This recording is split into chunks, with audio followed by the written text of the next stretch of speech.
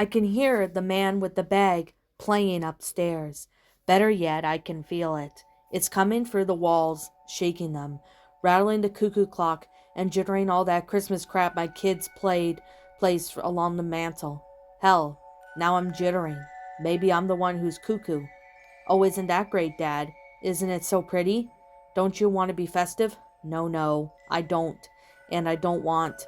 Cuckoo, cuckoo. 7 p.m. was my cue. They started the music a little early, but what's the big holdup if everyone's so excited? Oh boy, oh goody, it's me, Christmas. Everybody loves Christmas, right? Even Chuck, the old Scrooge. Can't turn us down again, can he? Who cares if he's doped up than a hooker at a bachelorette party? Pretty soon they'll come and try to drag me up there. But I'm not going, despite what Dr. Winfrey said.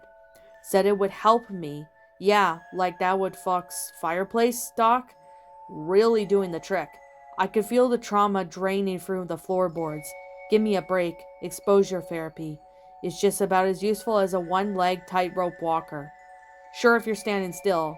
Still, it's not so bad, but you go ahead. Try to move. That's what I've been trying to do for the last 2 hours. Trying to move. The closest I've gotten was drowning that beer my son left in the fridge on Thanksgiving. Thankful it was still there. Gave me the liquid courage to try and put some pants on. I got one leg in before I feel that cheap thread fabric between my fingers started up again. I shook them off, and if the pants were that bad, could you imagine the boots, the belt, the beard? Hell no. Everybody was waiting for the man with the bag. Shut up, K-Star. You and all those other pricks trying to get me up the... Come on, you can say it, Chuck. I know I can say it, Doc. Then do it. The Cone Monospace 300DX hydraulic elevator. See, that wasn't so bad. You rode it once before, didn't ya? No, I used the stairs. Well, you can walk by it every day, I assume. Yeah. Well, see, now that's exposure. That's progress, Charles. Pretty soon you'll be able to press the button.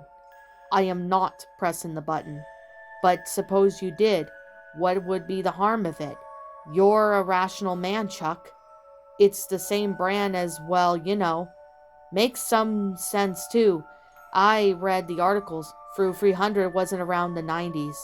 But it's hydraulic. It's hydraulic and safe, Charles. I visited Golden Gardens. The place is in tip-top shape. I rode the elevator all the way up to the top floor and back. It's even got an inspection certificate and it passed just a few weeks ago. The one at the mall had this stupid little diploma too. And it would have been operated completely normal if not for the... I know. There was an electrical fire in the food court and they shut off the power to extinguish it. But at the same time it shut off the elevators. Instead of returning to the ground, they shut down and got stuck between the second and third floors because the hydraulics weren't backed up into a secondary battery because of a stupid international building code wasn't published until 1997, and it happened in 1992. Yes, I know the elevator is not going to eat me. I know wearing a stupid Santa suit isn't going to kill me, but that's why they're called fucking phobias. They don't make goddamn sense. That's why I'm coming to you. But you just keep telling me all the same shit I've been hearing for the past 30 fucking years, Doc. Oh great, they're playing Santa Claus is coming to town. No, he fucking ain't. But you know the folks would love it, and who better to play Santa than Butler County's finest? I am not Butler County's finest. Humor me, Chuck. What's the worst that could happen? Seriously. Oh, let me tell you. The worst will happen to you is when you expect it. Fortunately now I do. But back then I was naive. I was young. Murphy's Law was a little more than Murphy's suggestion, and everything always had to happen for a reason. I suppose it does, come to think of it, but what I misunderstood when it was all those so-called reasons were buck meaningless. They often trivial things. Hell, we got penicillin cause some moron to let mold grow while he was on vacation, and the Archduke, whatever his name was, driver, not made a wrong turn.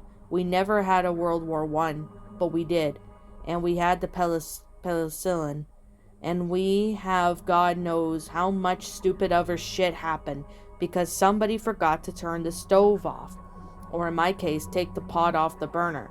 I don't blame Eddie Newton, the kid who forgot the pot, because I know it's just one cog in the far bigger machine, no more sacred than the archduke's driver.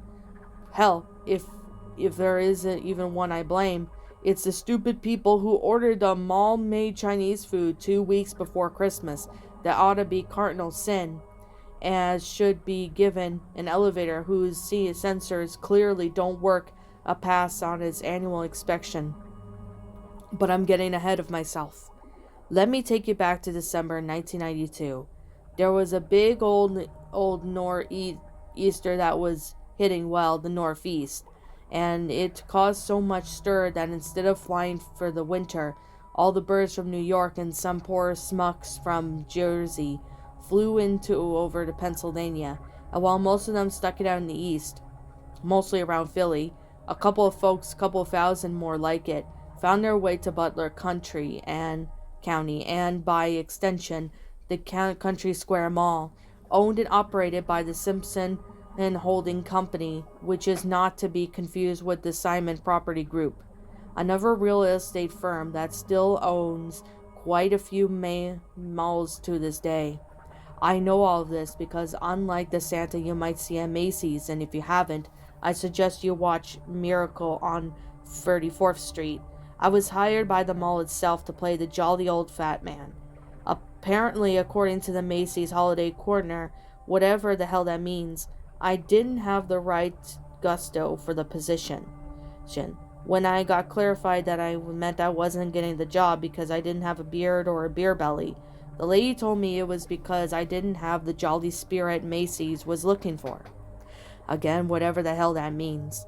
The Simpson Holding Company, on the other hand, welcomed me with the semi-open arms, the ones that crossed during the whole ordeal, being whose Marcus Nailstorm, the mall's manager. Marcus was always a prissy little man, tightly wound like a jack-in-the-box to the point where everyone knew at any moment he might pop up, but it was hard to tell him, mostly because the man did his damn best poker face I have ever seen. Surely if Marcus Nailstorm ever doubled Texas Hold'em, he'd be even a millionaire. Unfortunately for him, though, he used his great gift as nothing more than a customer service facade on behalf of Simpson Holdings, and I follow suit. Even, however, despite the thick white beer they give me, which I can still taste to this day, I don't know if I fooled half the kids that sat on my lap, not by country mile compared to the way Marcus Nailstorm could fool the parents. Kids are a prospective bunch, you see. Most folks don't give them enough credit, but now I do. I do now. Take for instance this little fat kid who almost broke my femur, which I've since heard that it would have been one of the worst fits of human pain can feel, even worse than childbirth. This kid was close a second, without even the bone fracture. He plops on my leg, and I try my damnedest to not to holler as he turns to me. I know he can, with my eyes up and watering up behind the glasses, but he didn't seem to care, at least not at first. "What's your name, young man?" For the life of me, I can't remember what it was. I think it was Tommy, Tony, Terry. Your guess is as good as mine. "And have you been a good boy this year?" At this point, I took over the fatty's mom, and she nods me feverishly as if her kid did not use his words. "Are you the real Santa?" Luckily, Simpson Holdings, aka good old Marcus Nailstorm, had given me a crash course in Santa PR to cover Country Square ass. The question, among many, was one he told me always comes up. "Well, the real Santa's making all the toys up at the North Pole as we speak, young man. I am one of his helpers, but I still got a bit of his magic." The kid nods as if he expected as much. That's what the one at Macy's said, too. I'm sure the guy's not the one from the same script kid, I thought. Well, Santa does have a lot of helpers, you know. I want a Super Nintendo. That's a popular one. I'll put a good word and see what the elves can whip up. Are the elves gonna make it? I chuckle. Why, who else? Nintendo. I told you their perspective. Well, the elves work with Nintendo. I thought Nintendo was in Japan. It is. Well, that ain't the North Pole. With a Santa gig, you've got to be quick on your feet. We send an elf to Japan every year to get the latest Nintendo updates for all the toys. Again, the kid nods and thinking I'm out of the woods. You said you have magic? Of course I do. Then why do you need glasses? To see your shoes, 'cause I know you can't, you little twerp. I use my magic for the good of children, not for myself. Saving me from another physiological debate, Richard, the camera guy, asks the kid to look at the lens and smile. He snaps a shot and calls next. Merry Christmas, young man. The kid waves and takes a candy cane and waddles over to his mom. This process is then rinsed and repeated until the sun goes down, especially when your mall is filled with a bunch of people blown away by nor'easter. I should just point all this out, that the whole Santa thing with the camera and the peppermint sticks and the big golden chair all occurred on the second floor, with the escalators on either side and elevators just behind the display. This arrangement gave the Santas easy access to the break room, which was also on the third floor just off the elevator. It was only a matter of putting it up the velvet rope that carried the Santa will be right back sign on it and moseying behind the seat. From there, it was a straight shot up at the elevator and then out and to the left. The break room was nothing fancy. In fact, this will tell you how bare bones were in place. When we got our first microwave, which was on the old sharp ones with the wind-up dials, not even buttons. Well, we lost all of our minds. And this and a coffee maker? Since when was the Queen of England visiting Butler County? Roll out the French silk creamer, and why don't ya? Simpson Holdings, aka Marcus Nailstorm, spare no expense, except when it was at the actual expense of Simpson Holdings, or Marcus Nailstorm. If a stupid microwave oven shuts us up for another holiday season, it was a lot easier to drive down to Kmart than to give us all a time and a half. Whatever else Simpson Holdings or Marcus Nailstorm felt, the hard-earned dollar for the Country Square Mall ought to be spent on other than the $95 microwave on a blue light special remains a mystery to me. With a notable exception. I know damn well it wasn't spent on any of the elevators, but hey, piping hot pockets were nice, especially on days that dipped off below 50. Shifty would know. Shifty, whose real name is something like George Scott, and who looked a hell of a lot like the actor from Namesake, was one of those Country Square finest security guards, at least so we can all thought. He had those shifty eyes, which is probably why he made good security guard, and half the reason why he got the nickname. The other being said that he was always on the shift. I swear that poor guy must have been working 60 hours a week, which has probably made him the richest poor bastard in the place. Talk about the oxymoron. It also made him eat a lot of hot pockets. I could see him in my mind's eye, sitting on that corner of the booth of the break room, munching on steaming meat pastry, while Nat King Cole's Christmas song played carelessly through the speaker system. Every now and again he looked up at me and mild chew, and then went back down at his lunch. I suppose the sight of sweaty minimum wage worker in a Santa suit probably wasn't the best appetizing sight to see. Oh, but on occasion he'd grin and bear it. Mostly talk niceties like the weather or last night's Penn State game. One day in particular, however, his tune was different. Nailstorm talked to you? I looked up from my ham sandwich and noticed that Shifty was staring at me blankly over his daily hot pocket. Steam rose from within. Did he? No, he didn't. Shifty nodded, and then returned to his lunch without another word. Why? Did he have one of these talks with you? Shifty nodded, and gave him an affirmative through his closed lips as he chewed. What about? As if Shifty had been teeing up this shot, Marcus swiftly entered the break room holding a clipboard and springing over to me. In his stride, he turned his head hastily and nodded shifty before fixing his attention back to me. How's it going out there, Mr. Nelstorm? Hello, Charles. I have something I need to discuss with you. The floor is yours, I said, and I took another bite out of my sandwich. Do you know anything about the Super Soakers or the Super Nintendo? I know they're both super. Marcus makes a not-so-amused look. Very funny, Charles. Let's be serious now. Well, I know both of them are kind of sold at KB. Anything else about the ones at KB or the ones in the Santa sack? The ones that we put out for display? Is that what it was? A display? It was KB's idea, actually. A way for us Santas to push the hottest new toys. Simpson Holdings sure liked the idea. More people that come to the mall for their toys will come to the mall. Makes sense to me. What about them? They're missing. What? The ones from the bag? Mm-hmm. Both Super Soakers and the Nintendo, George. They're said that he hasn't seen anyone touch the bag, but I then thought that maybe one of our Santas felt bad for one of the kiddos might have given them away? Precisely. Wasn't me. I'm not the one for handouts. Did you ask Amperson? Funny, Amperson said to ask you. Of course he did. Not that no other than the few kids begging for their mamas to get the other. I never touched the stupid bag. I thought it was some kind of bag donation thing. It isn't, and like you, Simpson Holdings isn't the business for handouts. I hope you would report anything you might see that is suspicious. Of course, I nodded, and returned to my sandwich. Marcus returned my gesture and began to leave the break room. At the door, he turned back over to me over his shoulder. Oh, and we're going to need you down here in 5. There is a line building up. Mouthful, I noticed once more, and Marcus left the room. And that's what it was all about, Shifty said, and I turned to him and noticed that he had no more Hot Pockets left.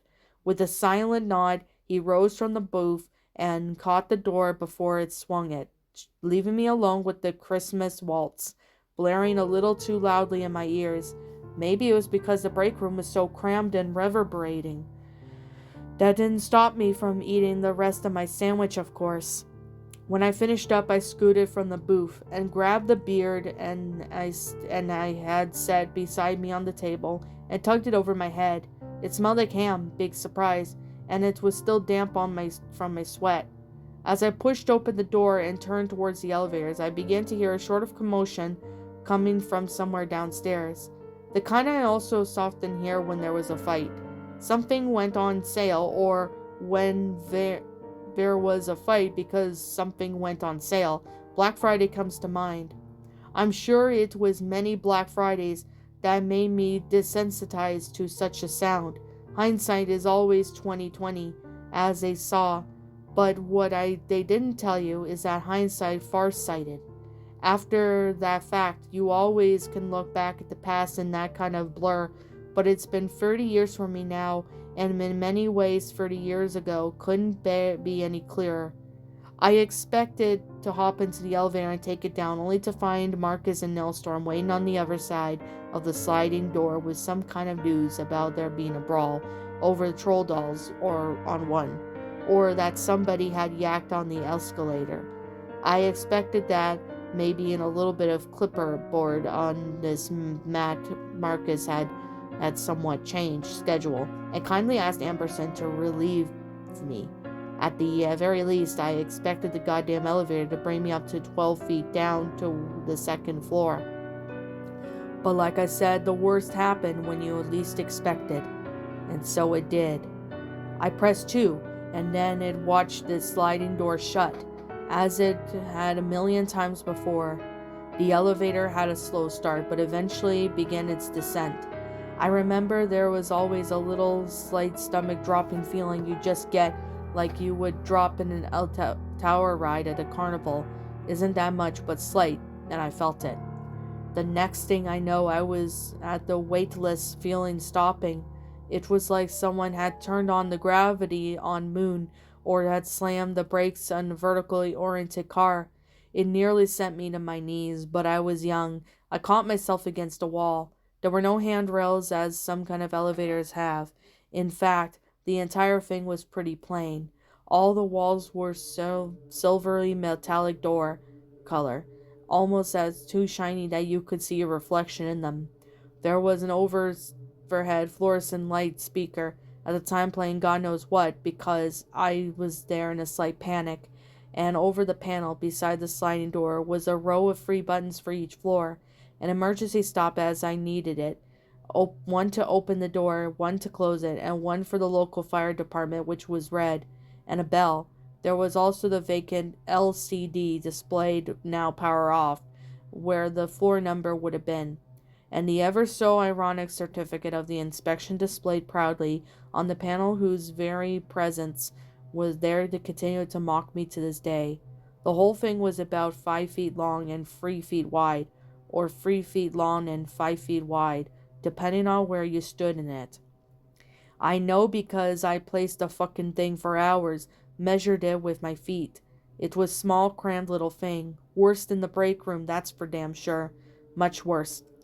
There are a lot of things we do that go beneath the surface subconsciously, and it's a type of autopilot that you only realized you had switched on when you switched it off. Ever pull up to a red light and wonder how you got there? Scary, isn't it? Dr. Winfrey calls it automatically. Says it's a way for the body to keep itself in homeostasis, whatever that means. Hoping that the elevator every day will become so routine that sometimes I forgot I even written in it.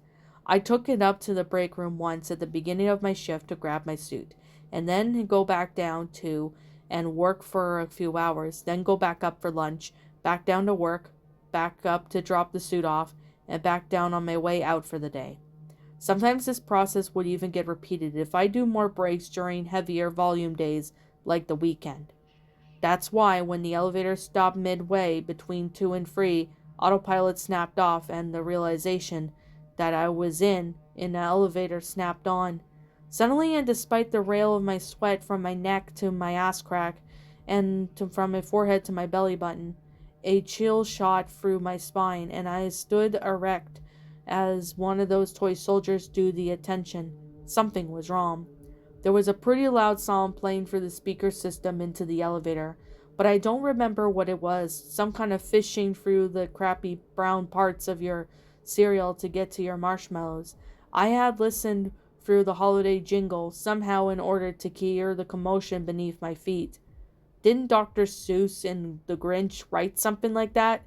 It started in a low, then it started to grow. What is it like? Kind of swelling sound? Low at first and then gradually rising in both volume and intensity? It was screaming. Mostly women, but some men and children too.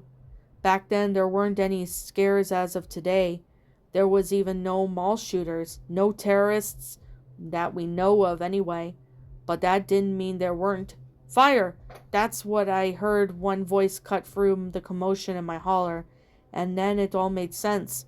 The screaming was because there was a fire, maybe on 2, but probably on the one floor in the food court, and the elevator had shut off because there was a fire beneath me, and I was trapped in the elevator.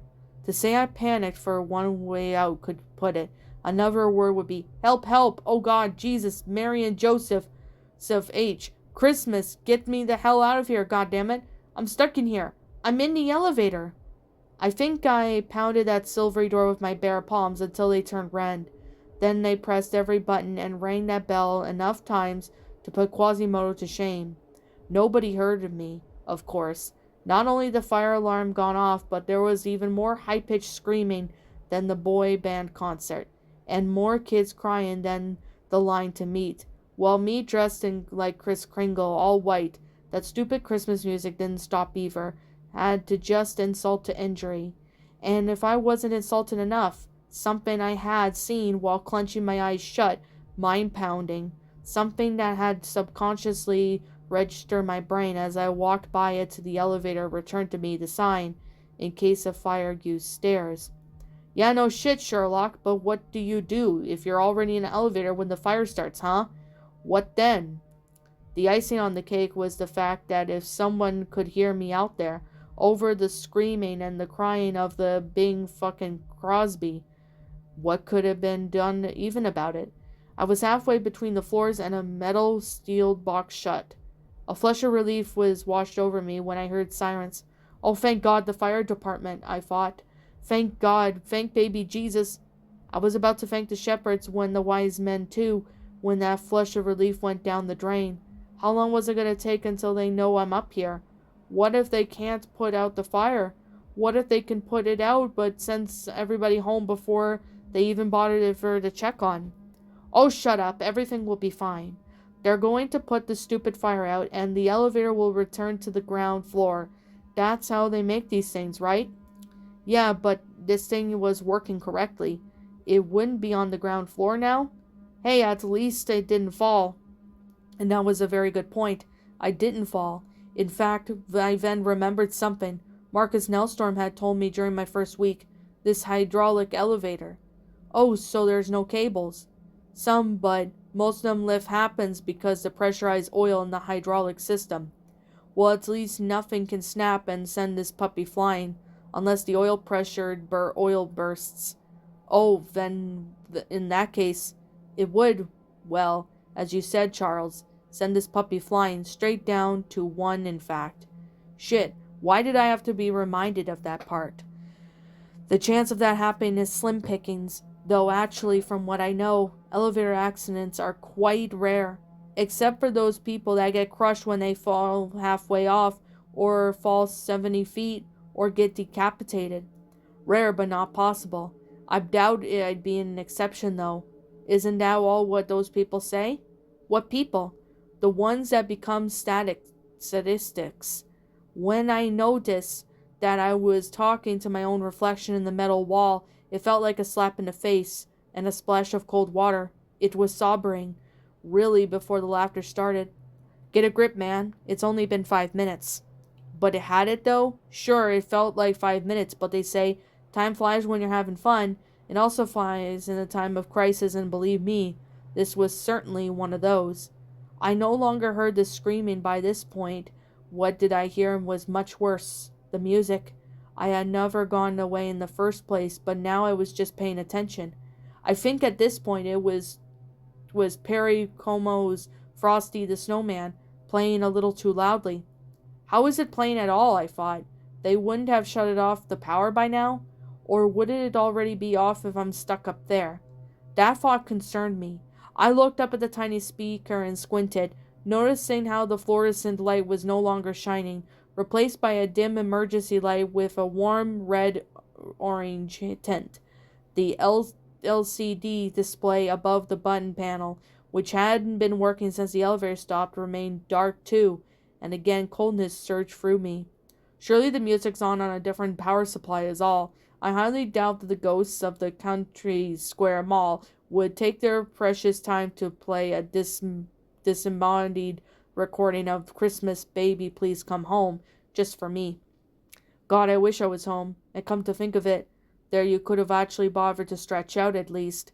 You could rest your head, knowing that you were on the solid ground and weren't suspended 3 flights above concrete and a fire. My palms were sweating at the thought of it, not to mention it was starting to get hot, or at least hotter than it was before. 5, 10, God knows how many minutes ago. There was even air conditioning in the elevators anyway. There has to be, 'cause clearly it ain't working. Either that or the thought of the fire unexpectedly growing just beneath my feet, licking to the bottom of the elevator with a long fiery tongue, caused me to jump a little before realizing that it wasn't such a good idea. Last thing I want to do is send this puppy flying. I am no expert, but if I have to imagine alongside breaking your femur or popping a kid out of your, falling through a burning alive wouldn't be far down the pain list, and falling and burning alive may very well be on top. Breathe, damn it. It's just a stupid elevator. I decided to pop a quad, slowly and carefully I might add, before rolling onto my back and staring up at the ceiling and the emergency light, and the speakers bleaching its endless supply of holiday horse pucky again. I couldn't help but laugh to myself given the situation. Oh, if those whales could talk, they would be laughing too. Or screaming, I chuckled. I swear if I die in here, dressed like Santa Claus, listening to Eartha Kitt. Forgot to mention one thing. A ring. I don't mean the phone. Santa, baby. So hurry down the chimney tonight. The chimney, that's it. That's what it is. I'm Santa Claus stuck in a bag old chimney, and if I don't get my ass out of here, I'm going to be smoked like a turkey. Oh, that's ridiculous. I don't even smell any smoke. I smelled smoke. I swear it. It was the thick of kind you might get a whiff if you were out camping or puffing a cigar. They didn't put out the fire, after all. It was still burning down there. It was rising. I could smell it, roasting the one intoxicating aroma of perfumes and colognes that always seemed to linger in big malls. To this day, because of that very smell, I no longer smell smoke. In fact, I can't so much as sit near fire or damn well look at it. The heat against my skin covers me in goose flesh and sends me straight back to the elevator, back to 1992, as if that place is long, long gone, and I'm still trapped in here, up there. Smoke only rises when something burns. I started to figure, so what's on fire? Well, according to the heat rising through the floor and through the cheap red fabric clutching my back, I'd say it was about to be me. Quickly, I scrambled up to my feet and began slamming this shiny metal door with my fists, in an attempt to pry it open with every ounce of strength I could muster, and repeated this process over and over again until I couldn't move anymore, and until I was either laughing manically to myself or screaming at the top of my lungs. For good God's sake, I'm still up here. Please, somebody, I don't want to die here. Eventually my voice and my breath gave out, and I nearly collapsed back to the ground. For the love of God, don't pass out, I told myself. That floor is not a sin, and I could feel it through my boots. Hell, if I was even in there for 10 more minutes, they might have melted straight onto the soles of my feet, and that's if my internal organs didn't cook the meantime. Is this how those poor bastards felt in the brazen skull? Like a hot pocket? Yeah, that's it. I'm no better off. Hell, I bet the microwave's more spacious. Hell, I bet that sharp corporation couldn't fart out me like this blasted elevator did. Hell, that's it. The elevator's going straight down to the fire and brimstone. Forget the chimney. Forget the flue, the hearth. We're going straight for the inferno. That's where we're going. Down. I felt that stomach-dropping feeling in full force. I was plummeting straight down. Is the elevator working again, or am I falling? I thought. I'm falling, I thought. And then I checked the LCD. 2, 1, 0. There isn't a floor 0. -1, -2, -3. Okay, I see what's going on here. I've fallen asleep. Very funny. Very cute. But it's time for me to wake up now. Come on, Chuck. Wake up. Wake up. I began slapping myself as if the elevator beneath me, around me, continued to descend.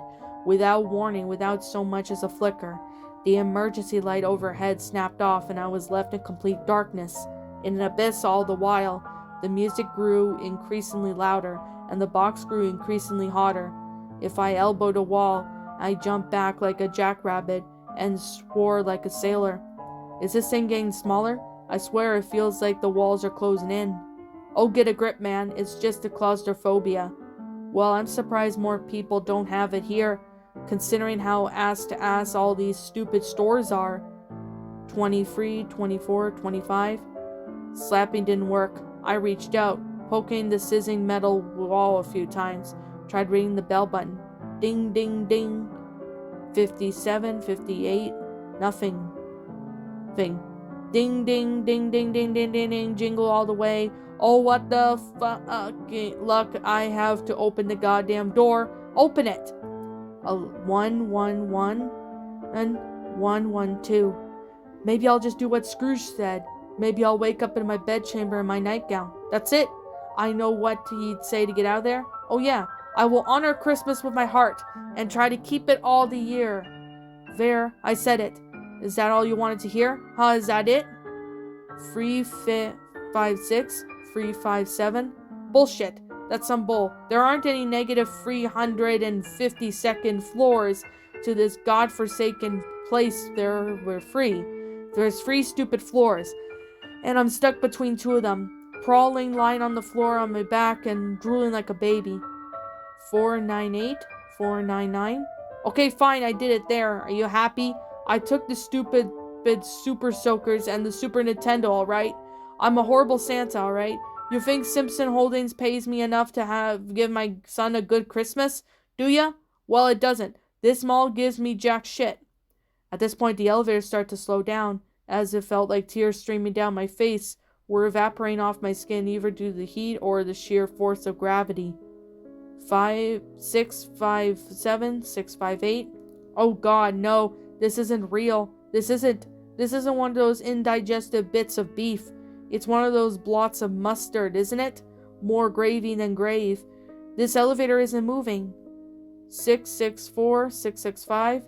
I'll give those stupid presents back, I shouted, going to smack the wall, but stopping it, the heat from emanating off of it, it smacked right back across the cheek. I'm sorry, okay? I'm a bad Santa Claus. I'm a bad... Suddenly the elevator jerked to a stop, and I fell to my knees. The floor beneath me stung me like a wasp, even through the red pants. I sprang up to my eyes and naturally darted over to the LCD, or at least the area where it was before. It was all blank, and all about me was nothing but utter darkness. Am I dead, I thought? I guess not. Still shaking, aren't I? How does that song go? Santa Claus got stuck in my chimney. Stuck in my chimney?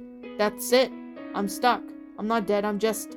Then I saw the bright light to second-guess myself, until, at least, it started talking. Charles? Good Lord, Charles! In an instant, it was like every switch had flipped back on. Suddenly, I could see, hear, feel, and even smell again. The scent of the smoke was nearly gone, and its place was the familiar tinge of cheap bodily sprays that left their taste on your tongue. I could now feel my own body too, and the floor beneath my feet. It wasn't hot anymore. In fact, the air was now frigidly cold, punctured by the hum of the winter wonderland, and its usual volume and pitch. Maybe it was so cold because I was soaking wet. What is this? Sweat? And what's that? Marcus? The light before me began to shrink wrap around the window shadows, observing it. Finally, I could make out the three figures looking back at me. The ghosts? I thought, well, if Marcus Nelstorm's a ghost, then sure. Charles? Marcus said, his face still not defined yet. Put this on. I outstretched my hands and immediately felt the softness of the woolen blanket being forced down to them. Now I could see the man who handed it to me. It was a firefighter. Now cover yourself up, geez, what's that smell? It's the firefighter said, clearing his throat. Urine. Oh, he pissed himself? Is that what it was? I could smell it too. It was piss. Is that what it was? I thought, feeling of wetness soaked through the blanket. Then I could feel the wool touching my bare skin. In a second I poked my brain. Am I naked? Yes, I was. The wet Santa suit on the floor confirmed it. Well, but what happened? Where am I? There was a small fire in the Chinese restaurant's kitchen in the food court. You're in the elevator on floor level 1. And the fire's out? It's been out, Charles, but we have to make sure the coast is clear before turning the power back on. We apologize it took as long as it did. Yeah, no shit, how many hours does it take to shut the power on? Marcus' face grew into a before turning the firefighters in the back of me. Charles, it's about 20 minutes. These men were incredibly efficient. 20 minutes? I croaked. More like 20 hours. Hell, I'm probably tied with that guy from New York. Charles, I just saw your not 20 minutes ago. Remember, I needed you on down 2 and 5, and that was 11:55. It's 12:14. That's impossible, I said. I must have heard Santa Baby 20 times, and that sounds at least 3 minutes. Sir, maybe it's best we get you out of here and we can discuss this later. The other firefighter said, and I agreed. In fact, I've agreed for the last 30 years I've discussed it. No one's bothered to listen. Not even Dr. Winfrey. I knew Marcus Nelstorm would have from the very moment his shifty eyes, even shiftier than Shifty's, looked at those firefighters the way he did. I knew the firefighters would have from the way they looked back. Hell, it wasn't even a shock to my system when Jay Leno got to the Tonight Show and riffed about me in his opening monologue in a week or so after it happened. Did you hear about this guy? This small Santa in Pennsylvania got himself stuck in the elevator? I guess that's one way to get your kids into the mall. Hey kids, if you want to see Santa this year, you're gonna have to go down to Country Square and shut up the elevator shaft. Suffice to say, Simpson Holdings didn't like that one public on television. They also didn't like a couple Super Soakers and Super Nintendo Marcus Nelstorms confiscated from my car. All I had to say, I was promptly fired. And I still imagine you harbor some resentment against them for that, don't you, Chuck? Wow, you really dig deep, Doc. I'm just saying, Charles, it sounds like you were rattled by this whole thing all these years later. I am, and I imagine deep down you still might be holding some of that guilt you felt after stealing those toys. They got them back. They didn't press charges. Guess I can't complain when my punishment was getting out of dump. But it's almost sounds like your real punishment is what happened in that elevator. It was. I hope you don't sincerely believe that. You had nothing to do with the faulty elevator and kitchen fire, Chuck.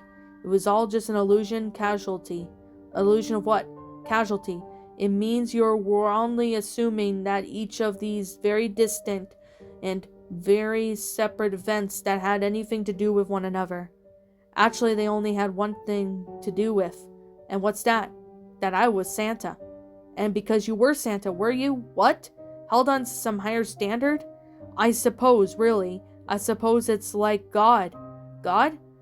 That if you wore his name in vain, tarnished likeness, there would be judgment. Just like if you were a bad priest or a bad nun or something. I was a bad Santa. I am a bad Santa, and I've got to get this costume off before it's... Mr. Freed? Mr. Freed? Charles? You in there? Just stay quiet. Maybe they'll think I fall asleep. That wouldn't be any new to them. Mr. Freed, we're all waiting for you upstairs, Mr. Claus. Yeah, I bet you're waiting for me. You've been waiting for me, haven't you? Chuck, are you trying to tell me that you're going to face some kind of judgment dressing up like Santa at the mall 30 years ago? No, not going to face judgment, Doc. I already am. I have ever been since I stepped foot in that elevator. But that elevator's gone, Chuck. The whole stinking mall's gone. Bulldozed. You got out. Got off. That's what scares me. What does? Which floor I got off on. Mr. Freed, Charles, sir, we're going to open the door if you don't. You open the door, and I'll jump. You hear me? I wouldn't be the first time I've fallen. Charles, that window is sealed shut. I watch the knob jitter and listen, while the white coat on the other side thuds against it with his shoulder. My bookshelf holds its own. Did they really think I was gonna read all those books? Did you, Charles, block the door? Nurse, call in Dr. Winfrey. I already talked to Dr. Winfrey. And what did he tell you, Mr. Freed? Charles, Golden Gardens is a wonderful place. I have referred them many times to my clients. Doesn't it matter where you send me, Doc? It's always on the same floor in the same place. And where's that, Chuck? Back in the mall? No, in hell.